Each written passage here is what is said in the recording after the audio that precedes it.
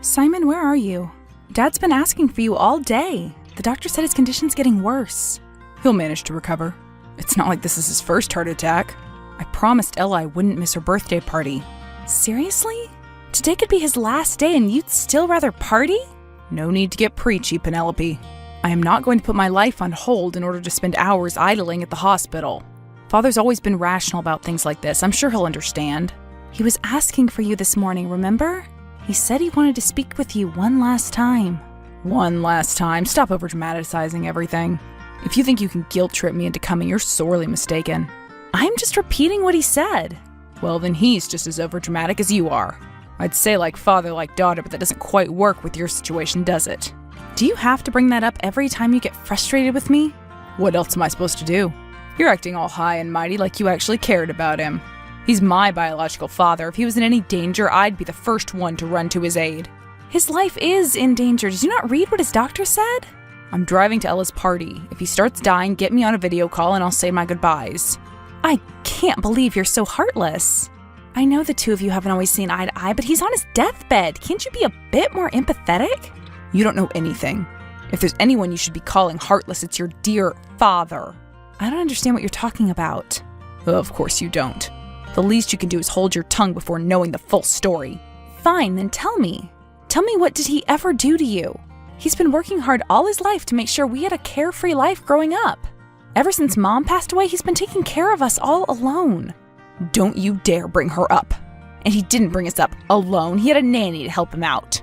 You're ruining my mood. I can't show up at the party enraged. If Ella sees me like this, she'll never agree to go out with me. Trying to convince you is completely pointless, isn't it? Come if you want to, even if it's after midnight. He'll still appreciate the effort. Bye.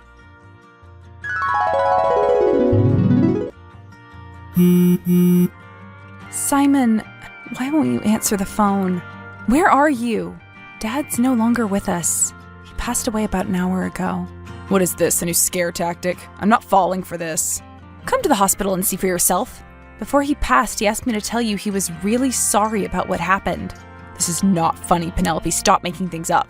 Please, just come here. I can't drive. I've already had a few drinks. I'll be there in the morning.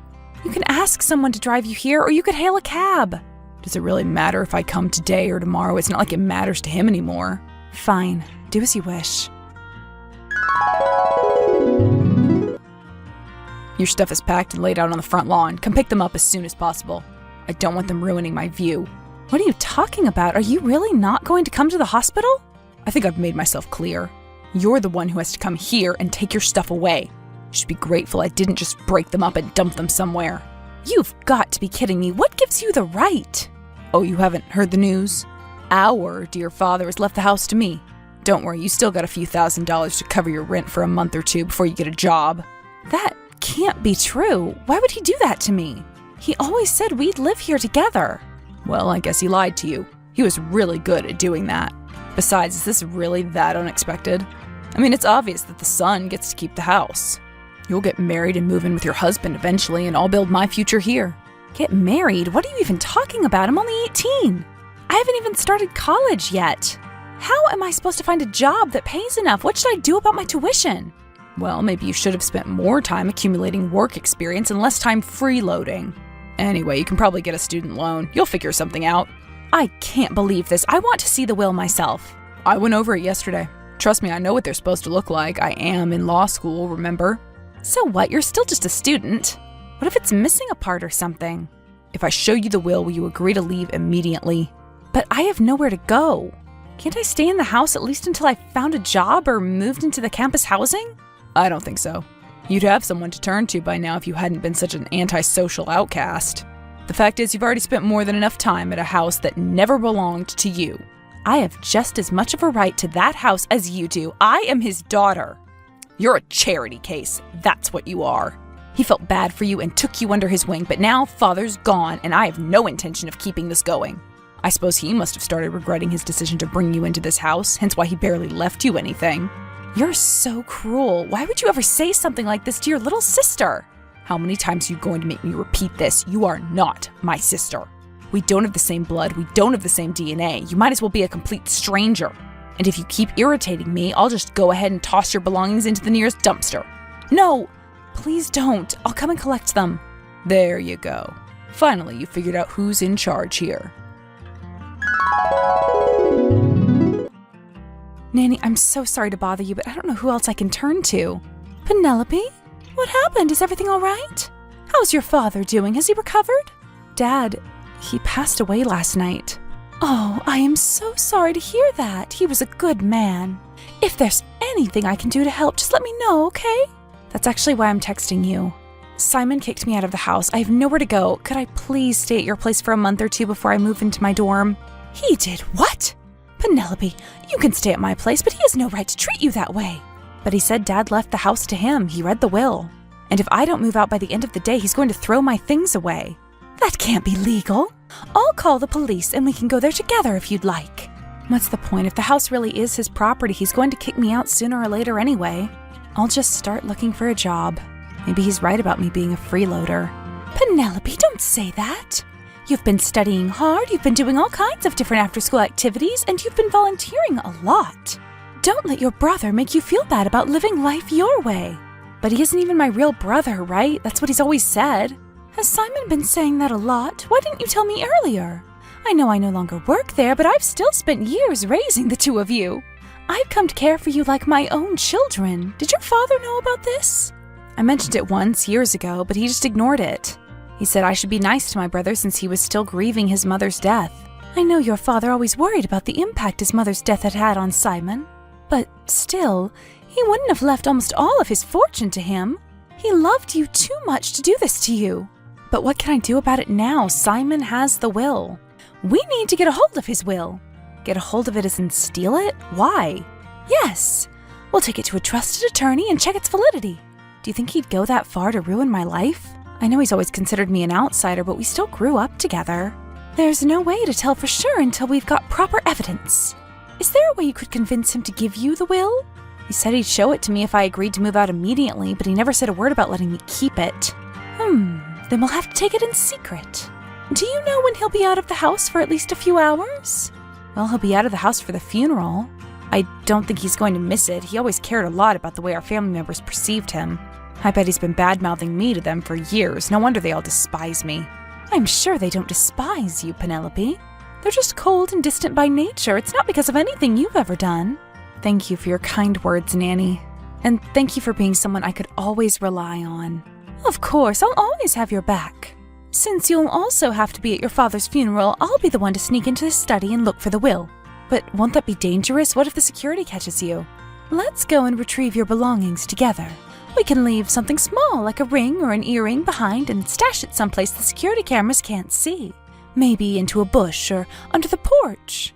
On the day of the funeral, I'll return to the house and tell the security you've sent me to retrieve a precious possession of yours. I'll get them to let me into the house and start looking for the will. I'll come out of the house with the missing item in hand and thank them. I guess that could work, but what if the will is real? How will we return it? If the will is authentic, I'll come clean about stealing it and beg him for forgiveness. I don't know. I don't want to put you in an uncomfortable situation. Penelope, your inheritance is more important than my pride.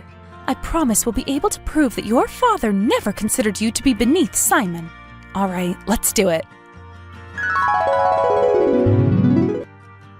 Nanny, did you get into the house safely? I did. I guess since you were so obedient, Simon didn't bother with banning us from entering the house. I'm in your father's study right now. Is Simon still there? Yes, he's talking to our distant cousins. He looks really sad. I wonder if that's also an act. He's never really been an easy person to read. The will doesn't seem to be in his desk drawers. Do you think he could have kept it in the safe? It's worth checking. I just hope he hasn't changed the combination. I'll give it a try. It won't open. He must have changed it. Well, Simon's never been all that creative when it comes to digit-only codes. He uses the same 3 dates for everything. Maybe you could enter those? The first one's the date of his birth, the second one's the date of his mother's death, and the third one's the date he got admitted to law school. Give me a second. It worked. It was the date of Laura's death. Now I'm starting to feel guilty. Please don't. Laura was a kind-hearted woman. She wouldn't have wanted you to suffer his injustice. Okay, I found the will. I'm going straight to the attorney's office. Great, keep me updated. Penny, I've spoken with the lawyer. He said the will is most likely forged. It's going to take some time to prove, but he is certain at least one of the witness signatures has been forged. He says we have a strong case on our hands. Really? That's amazing. But I still don't get it. Why would he do this? Going as far as to commit an actual felony just to make me miserable? What have I ever done to him? I've been treating him like an actual brother. I might have an answer to that. What is it? You have to promise you won't hate me. Why would I hate you? You've been nothing but kind to me my whole life. Nanny, what's going on? The truth is, Simon hates you because you are his half-sister. Mr. Humphrey was your biological father. I would have told you sooner, but I promised him I wouldn't reveal the truth to you until his death. And when I heard about his will, I thought it'd be better if you didn't find out after all. But now that we know the will was likely forged, I can finally get the secret off my chest. What are you saying? How is that possible? I've been told all my life that I was adopted as a baby. Has everyone been lying to me? I am sorry. I know it's a lot to take in on your father's funeral, too. We can talk about it another time if you'd like. No, please tell me the whole truth now. I can handle it. If you insist. You were the result of an affair. Your parents had a rough marriage. Your mother had been weakened by her illness, and most days she barely had any energy to get out of bed. And your father, he fell for someone else. They had a brief affair, and he was planning on breaking things off with Laura, but the mistress begged your father not to divorce his wife since she felt bad for her and knew Simon loved her more than anything in the world. Things seemed to have calmed down for a bit, but then your father discovered the mistress had given birth to a child. He decided to bring the little girl over to his house. And my biological mother let go of me? Just like that? Why? She wanted you to have everything you ever desired.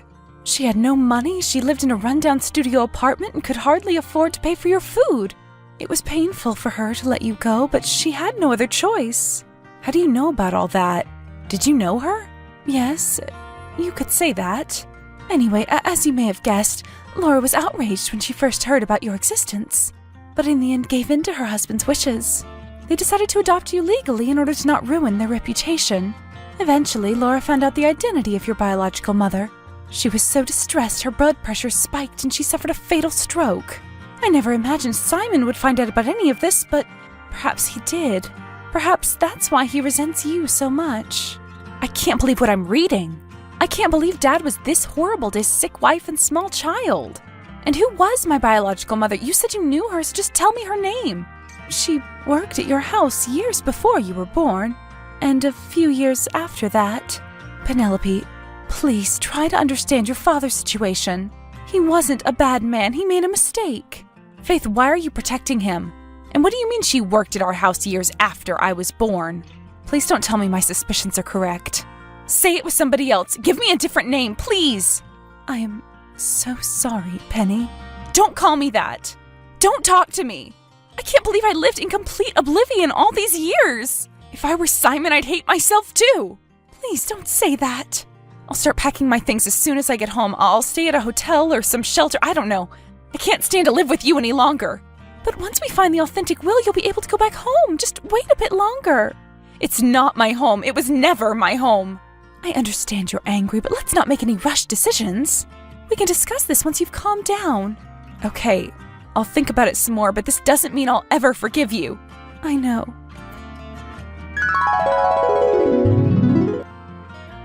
Simon, I know the truth. I know you forged Dad's will, and I know why you did it. I don't know what you're talking about. You can't accuse people with no proof. I have the will. It's only a matter of time before the truth comes to light. Disclose the real will, and I won't press charges. Are you threatening me? If you're convicted, you're going to be kicked out of law school. Are you willing to take that risk? You've worked so hard for that spot. The only reason I'm giving you a chance to come clean is that I feel bad for what happened to your mother. I can see why you hated Dad, and I can see why you hated me. But you are not a kid anymore. You should be able to see that I had nothing to do with this whole mess. How did you find out? Faith told me. How did you find out? I overheard Mom and Dad fighting, and in a few days she passed away. You're telling me not to blame you, but if it hadn't been for you and your mother, she'd have still been alive, and they'd have still been happily married. If it hadn't been my biological mother, it'd have been some other woman. I am mad at them too, but it's been 18 years since the affair. Dad was buried this morning, and your mother... she's gone too. Can't we be adults about this?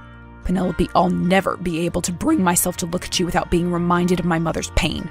I'll hand the real will to our attorney. We can sell the house and split the money, and after that, let's stay out of each other's lives for good. All right, that's fine by me. Simon kept his word. I don't know whether it was because he felt guilty or scared that he'd get kicked out of his school, but he ended up revealing the real will that he had kept hidden away in his room. As per our deal, I didn't press any charges. I'm unsure if it was the right thing to do, but I felt like I'd forever be haunted by the past if I'd ruined my half-brother's life. This way, we can at least part peacefully and go on with our lives. I lived with Faith for a month, and after that I moved into my college dorm. I still haven't forgiven her, but I couldn't bring myself to hate her after all the time she had stood by my side, trying to do her best to make sure I was happy. I've recently started working part-time at a small cafe on campus. Even though I've received my inheritance, I still want to be self-sufficient. I've decided not to think too much about the past and focus on the present.